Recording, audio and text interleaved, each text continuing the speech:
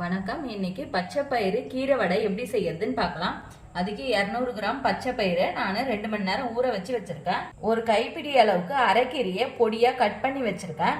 ஒரு பெரிய வெங்காயம் பொடியா கட் பண்ணது, 4 காஞ்ச மிளகாய் பொடியா கட் பண்ணி வச்சிருக்கேன். அரை டீஸ்பூன் அளவுக்கு சோம்பு. இப்ப இந்த பச்சை பயிர்ல இருக்க தண்ணி எல்லாம் வடிச்சு எடுத்துட்டு கொரகொரப்பா அரைச்சி எடுத்துக்கலாம். இந்த அளவுக்கு கொரகொரப்பா அரைச்சதை ஒரு பாத்திரத்துக்கு மாத்திக்கிறேன். தேவையான அளவுக்கு சால்ட் சேர்த்துக்கிறேன்.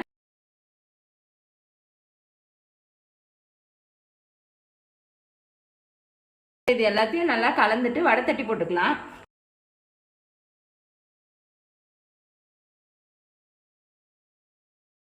இப்போ மாவு நல்லா கலந்தாச்சு. சின்ன சின்ன உருண்டையா எடுத்து வடை தட்டி போட்டுக்கலாம்.